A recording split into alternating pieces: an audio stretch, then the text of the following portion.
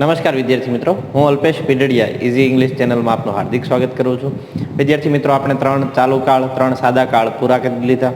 ગઈકાલનો video આપણો પૂર્ણ વર્તમાન કાળનો હતો, જે પણ તમે જોઈ લીધો હશે તેવી અપેક્ષા રાખું છું. ખાસ કરીને ટેન્સીસનું ઇમ્પોર્ટન્સ છે એ તમારે સમજવું જ પડશે.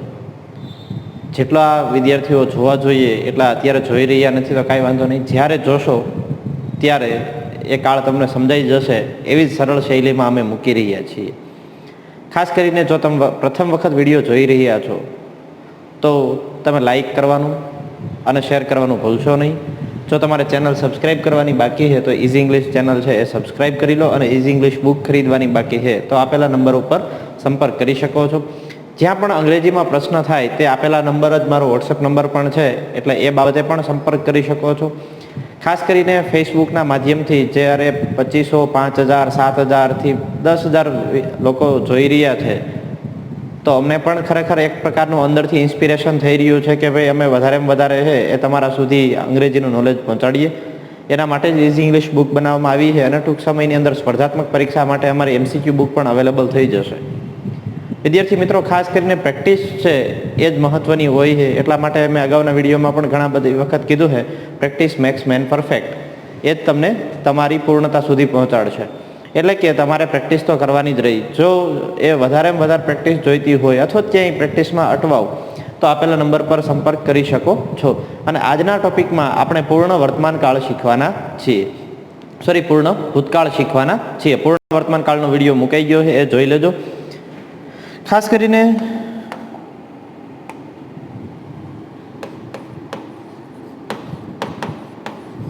પરફેક્ટ પાસ્ટ ટેન્સ,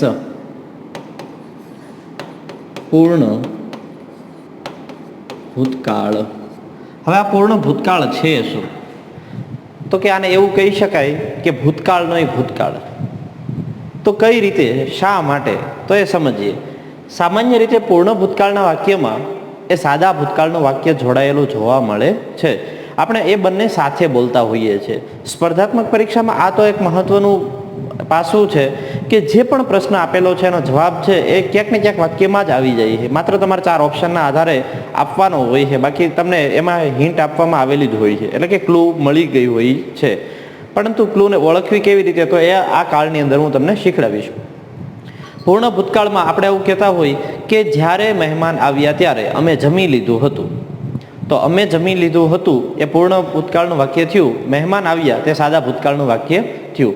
અથવા તો તમે એમ કહેશો કે જ્યારે અમે ક્લાસે પહોંચ્યા ત્યારે સરે લેક્ચર પૂરો કરી દીધો હતો. તો એનો મતલબ એવો થાય કે તમે ક્લાસે પહોંચ્યા ત્યારે એક ક્રિયા ભૂતકાળ બની ગઈ હતી. કઈ ક્રિયા? લેક્ચર પૂરો થવાની. અથવા તો હજુ આપણે કહીએ કે અમે જ્યારે ગ્રાઉન્ડ પર પહોંચ્યા ત્યારે મેચ ખતમ થઈ ગઈ હતી. તો તમે ગ્રાઉન્ડ પર પહોંચ્યા એ સાદો ભૂતકાળ, ત્યારે એક ક્રિયા ભૂતકાળ બની ગઈ હતી. કઈ? મેચ ખતમ થવાની. તો એ મેચ ખતમ થવાવાળી જે ક્રિયા છે તેને પૂર્ણ ભૂતકાળમાં દર્શાવવાની હોય છે. તો આટલી વસ્તુ તમને સમજાઈ ગઈ છે કે પૂર્ણ ભૂતકાળ એટલે શું? તો કે પૂર્ણ ભૂતકાળ એટલે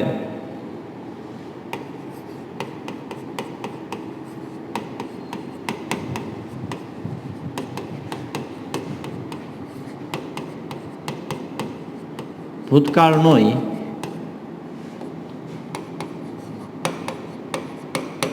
ભૂતકાળ. સામાન્ય રીતે સાદા ભૂતકાળ લખી જ દઉં તમને. સામાન્ય રીતે પૂર્ણ ભૂતકાળ સાથે સાદો ભૂતકાળ જોડાયેલો જોવા મળે છે. આવું જ્યારે હોય એટલે કે સાદો ભૂતકાળ અને પૂર્ણ ભૂતકાળ બંને આપેલો હોય ત્યારે તમારે કાળ ઓળખી લેવાનો છે. કીવર્ડ્સ છે એ મહત્વના બની જાય છે કે પૂર્ણ ભૂતકાળ સાથે સાદો ભૂતકાળ. કમ્પિટિટિવમાં આટલી વસ્તુ ખાસ સમજી લેશો એટલે ચાલશે, એમાં કોઈ પ્રોબ્લેમ થવાનો નથી. તો હવે આપણે કહીશું સ્ટ્રક્ચર તરફ, કે સ્ટ્રક્ચર એનું કયા પ્રકારનું હોય છે.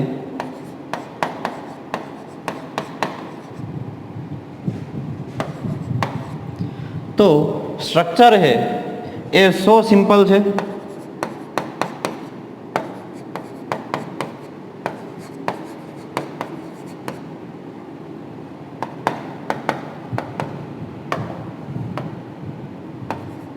કર્તા એટલે subject plus had plus V3 plus object અને અધર વર્ડ, એટલે કે કર્તા, હેડ, ક્રિયાપદનું ભૂતકૃદંત રૂપ, કર્મ અને અન્ય.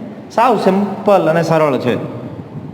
નકાર હોય તો subject plus had not plus V3 object other word. પ્રશ્નાર્થ વાક્ય રચના હોય તો આપણે હેડ ક્યાં લેવું પડશે? આગળ. હેડ સબ્જેક્ટ, ત્યારબાદ આવશે V3, ત્યારબાદ આવશે ઓબ્જેક્ટ, ત્યારબાદ અધર વર્ડ અને લાસ્ટમાં ક્વેશ્ચન માર્ક. તો એકદમ સરળ, સિમ્પલ અને યાદ રહી જાય એવું સ્ટ્રક્ચર છે. બધામાં ક્રિયાપદનું કેવું રૂપ વપરાય છે? તો કે ભૂતકૃદંત રૂપ વપરાય છે. અહીં તમારે કશું યાદ નથી રાખવાનું. હેલ્પિંગ વર્બ તરીકે ખાલી હેડ જ બધા જ કરતા સાથે આવે છે. પહેલામાં તો શું કરવું પડતું? હેવ કોની સાથે વપરાય, હેઝ કોની સાથે વપરાય એ યાદ રાખવું પડતું હતું. આમાં એ પણ કાંઈ યાદ રાખવાનું રહેશે નહીં. મેઇન વસ્તુ શું છે? તો કે સ્ટ્રક્ચર છે. સ્ટ્રક્ચર જો યાદ રહી જાય તો કોઈ ચિંતા રહેતી નથી, પરંતુ સ્ટ્રક્ચર છે એ વાક્યના વધારેમાં વધારે પ્રયોગ દ્વારા યાદ રહેશે. જોઈએ હકાર વાક્ય રચના.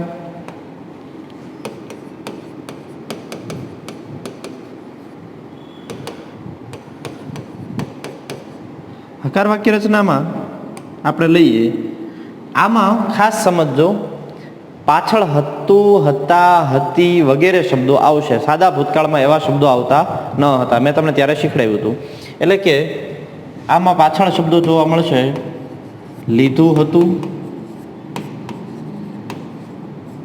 દીધું હતું, નાખ્યું હતું વગેરે જેવા શબ્દો. હવે જોજો, આના જ શબ્દોના માધ્યમથી આપણે શું કરીશું? તો કે વાક્ય બનાવીશું. અમે જમી લીધું હતું. અમે જમી લીધું હતું એટલે શું થશે? અમે એટલે વી. બધા જ કરતા સાથે અહીં શું લેવાનું છે? હેડ. જમવાને શું કહેવાય? ઈટ. ઈટનું શું થશે? ઈટન. વી હેડ ઈટન હતું. ત્યારબાદ આપણે બીજું વાક્ય લખીએ.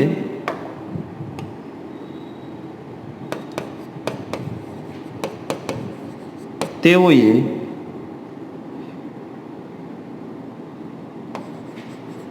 બુક પાછી આપી દીધી હતી. અથવા તો તેઓએ તમારી બુક પાછી આપી દીધી હતી. તો તેઓએ બુક પાછી આપી દીધી હતી. They had, પાછું આપવું એટલે રિટર્ન, એનું વિધિ રૂપ. They had returned the book.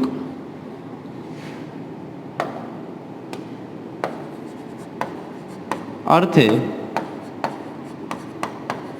રમકડું તોડી નાખ્યું હતું.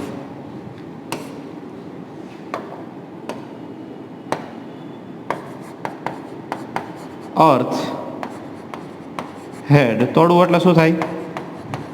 બ્રેક. બ્રેકનું શું થશે? બ્રોકન. તો અર્થ હેડ બ્રોકન તો ટોય. એકદમ સિમ્પલ વાક્ય રચના છે. હવે આપણે હકાર વાક્ય રચનામાં જ એક બીજી વસ્તુ શીખવાની છે કે જ્યારે સાદા ભૂતકાળ સાથે વાક્ય જોડાયેલું હોય ત્યારે કયું વાક્ય ક્યાં લખવું, અથવા તો એ કેવી રીતે ઓળખવું. હકાર વાક્ય રચનામાં તમે જોઈ લીધું. પહેલા કર્તા મૂકવાનો છે, ત્યારબાદ શું મૂકવાનું છે? તો કે હેડ મૂકવાનું છે. ત્યારબાદ શું મૂકવાનું છે? ક્રિયાપદનું ભૂતકૃદંત રૂપ મૂકવાનું છે. ત્યારબાદ શું મૂકવાનું છે? કર્મ. અને ત્યારબાદ શું મૂકવાનું છે? અન્ય. આટલું યાદ રાખવાનું છે. જો એક સાથે જોડાયેલા બંને વાક્ય હોય, હમણાં આપણે જેવા વાક્ય ઉદાહરણ તરીકે જોયા હતા, તો શું કરી શકાય? જ્યારે મહેમાન આવ્યા ત્યારે અમે જમી લીધું હતું. આમાં કઈ ક્રિયા પહેલા થઈ હતી? તો કે આપણા જમવાની. મહેમાન આવ્યા તે પહેલા ક્રિયા પૂરી થઈ ગઈ હતી. તો પહેલા આ વાક્ય આપણે એવું કહેવાય કે લગ્ન હોય એના ગીત કહેવાય. તો આપણે આ વાક્યને પહેલા લઈએ. અમે જમી લીધું હતું. તો વી હેડ ઈટન. હવે જ્યારે ત્યારે છે એ સંયોજક તરીકે વપરાયેલું છે એટલે અહીં મૂકશું વેન.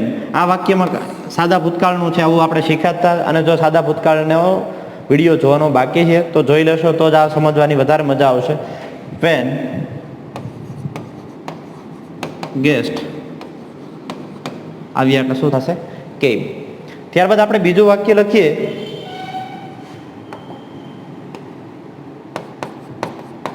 તેણે એડમિશન લીધું ત્યારે મેં MBA પૂર્ણ કરી લીધું હતું. આમાં કઈ ક્રિયા પહેલા થઈ છે? MBA કરવાની. એના પછી આ એડમિશન લે છે. તો શું થશે? આઈ હેડ પૂર્ણ કરવું એટલે થાય કમ્પ્લીટ. કમ્પ્લીટનું V3 શું થશે? કમ્પ્લીટેડ. આઈ હેડ કમ્પ્લીટેડ MBA. જ્યારે ત્યારે માટે શું મૂક્યું આપણે?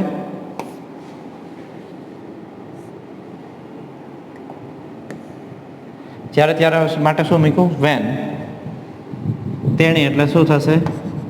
હી. લેવું એટલે શું થાય? ટેક. ટેકનું V2 શું થશે? હી ટુક.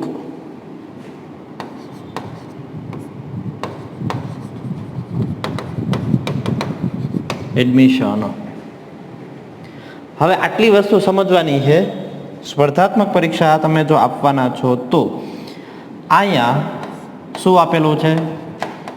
તો કે સાદા ભૂતકાળનું રૂપ આપેલું છે. અને અહીં તમારે બ્લેન્ક પડી છે.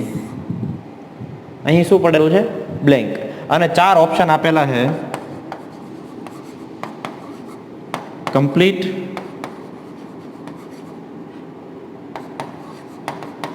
કમ્પ્લીટિંગ, હેવ કમ્પ્લીટેડ અને હેડ કમ્પ્લીટેડ. તો તમને ખ્યાલ આવી જવો જોઈએ કે અહીં સાદા ભૂતકાળનું છે તો અહીં પૂર્ણ ભૂતકાળનું આવશે. હા, સાદા ભૂતકાળ સાથે તમારે જોવું પડે કે અહીં ચાલુ ભૂતકાળ પણ હોઈ શકે, પરંતુ અહીંયા ચાલુ ભૂતકાળને લઈને એક પણ ઓપ્શન નથી. હા, જો અહીંયા કદાચ વોઝ હોત તો પોસિબલ થાત, પરંતુ અહીં એવું છે નહીં. હવે અહીંયા આપેલો છે સાદો ભૂતકાળ, તો એની સાથે શું આવે? વર્તમાન કાળ તો આવે નહીં, બરોબર. હવે ખાલી કમ્પ્લીટેડ નથી, નહીંતર કદાચ તમે સાદો ભૂતકાળ વિચારી શકો, એટલે ખાલી કમ્પ્લીટેડ આવશે નહીં. એનો મતલબ એવો સ્પષ્ટ થઈ જાય છે. ખાલી કમ્પ્લીટ છે એ પોસિબલ છે, પણ એ વર્તમાન કાળમાં પોસિબલ છે, સાદા વર્તમાન કાળમાં. પણ અહીંયા તો સાદો ભૂતકાળ જોડાયેલો જ છે, એટલે કોઈ પ્રશ્ન રહેતો નથી. આવી રીતે તમે નાનકડી એવી જો બાબત ધ્યાનમાં રાખો કે અહીં કેવું ક્રિયાપદનું રૂપ આપેલું છે, અથવા તો અહીં જો પેલું આપેલું છે, આ વાક્ય કમ્પ્લીટ આપ્યું છે અને અહીંયા ખાલી જગ્યા પૂરવાની થાય, તો ટેક, ટુક, ટેકન કે ગમે એ રૂપ હોય તો અહીં પૂર્ણ ભૂતકાળ સાથે સાદો ભૂતકાળ જોડાયેલો જોવા મળે. એવું સમજીને તમારે શું લખવું પડે? V2 લખવું પડે. તો તમને આ વિડીયોમાં એટલી વસ્તુ તો સમજાઈ ગઈ હશે કે કોમ્પિટિટિવનું ઇંગ્લિશ અઘરું હોતું નથી. અને સામાન્ય રીતે બોલવા માટે તમે આ બધું બોલતા જ હો છો કે જ્યારે અમે વિડીયો જોયો તે પહેલાં તો અમે આ કામ કરી નાખ્યું હતું, તો એ રીતે ઉપયોગ થશે. જોઈએ નકાર વાક્ય રચના તરફ આપણે આગળ વધીએ. તો નકાર વાક્ય રચનામાં તમારે શું કરવાનું છે? હેડ પછી નોટ મૂકી દેવાનું રહેશે.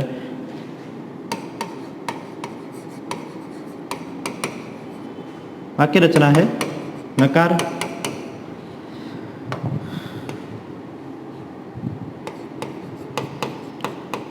ભારતે મેચ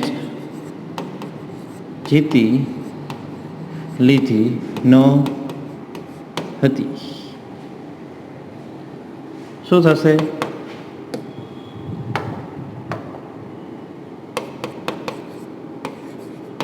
ઇન્ડિયા હેડ નોટ જીતું એટલે વિન, વિનનું V3 શું થશે?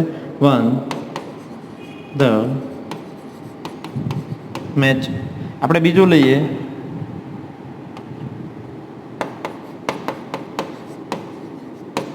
તેણીએ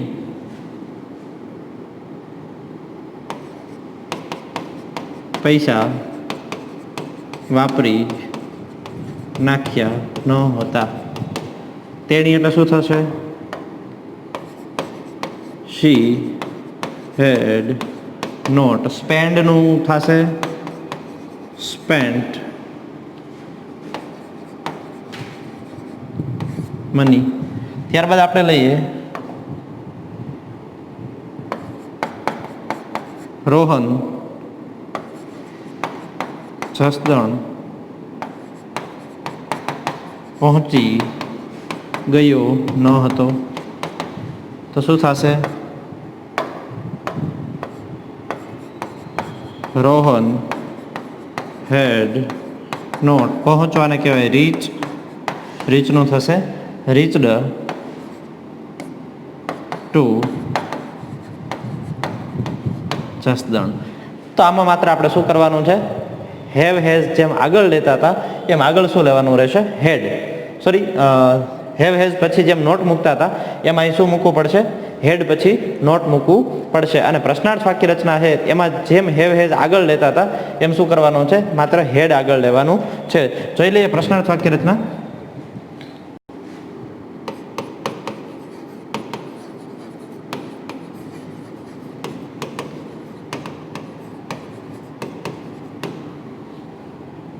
જેમ મેં કીધું તમને એ જ રીતે શું કરવાનું? માત્ર હેડ ક્યાં લઈ લેવાનું છે? આગળ.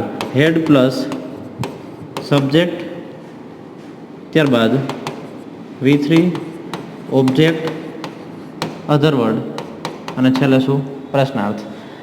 જેમ આપણે હેવ હેઝ આગળ લેતા એ જ રીતે હેડ લઈ લઈએ આગળ. શું તમે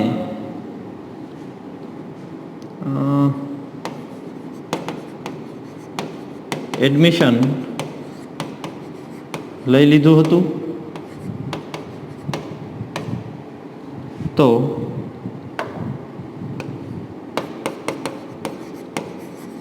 હેડ યુ લેવું એટલે આપણે સાદા ભૂતકાળમાં હમણાં જોયું ટૂંક, એનું V3 શું થશે? ટેકન.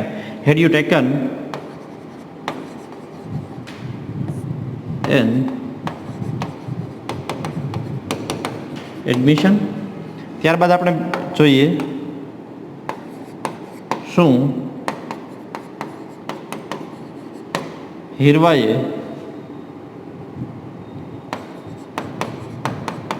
ચોકલેટ ખાઈ લીધી હતી? તો થશે હેડ હીરવા ઈટનું V3 ઈટન ચોકલેટ. તો આટલું સરળ હોય છે પૂર્ણ ભૂતકાળને શીખવાનું. એટલે કે પૂર્ણ ભૂતકાળ સૌથી સહેલો કાળ કહી શકાય. માત્ર એની સાથે સાદો ભૂતકાળ જોડાયેલો હોય છે ત્યારે શું કરવાનું હોય એ પણ આપણે આ વિડીયો દ્વારા જોયું. યાદ એટલું રાખવાનું છે કે હેલ્પિંગ વર્બ કયો છે? તો એનો હેલ્પિંગ વર્બ છે એ કયો છે? હેડ છે. બધા જ પૂર્ણકાળની અંદર મેં તમને કીધું હતું કયું રૂપ આવશે? ભૂતકૃદંત રૂપ જ, એટલે કે V3 જ આવશે. ક્યાંય પણ પ્રશ્ન થાય એવું નથી. સ્પર્ધાત્મક પરીક્ષામાં તમે આસાનીથી માર્ક્સ મેળવી શકો છો. અને રોજબરોજની લાઈફની અંદર બોલતી વખતે તમે કહેશો કે સર તમે મને બુક મોકલી દીધી હતી, તો તમારે એ જ કહેવું પડશે had you sent me a book. તો એટલું સરળ છે કે તમે સામાન્ય રીતે બોલી શકો. તો વિદ્યાર્થી મિત્રો, આના માટે તમારે શું કરવું પડશે? પ્રેક્ટિસ કરવી પડશે. અને પ્રેક્ટિસ છે એમાં ઇઝી ઇંગ્લિશ બુકમાં આપેલી છે, જે તમે બુક ખરીદવાની બાકી હોય તો આ નંબર પર ઓર્ડર કરી શકો છો. બાકી વિડીયો જોઈ અને એ પ્રકારના અધર સેન્ટેન્સીસ બોલી અને કાયમ માટે પ્રેક્ટિસ કરતા રહો, જેથી કરીને કાળ ભૂલાય નહીં. જો ભૂલાઈ જાય તો અગેન અમારા વિડીયો જોઈ લેજો આ ચેનલ ઉપર. બસ તમે હંમેશા અમારી સાથે જોડાઈ રહો તેવી જ અપેક્ષા. આભાર મિત્રો.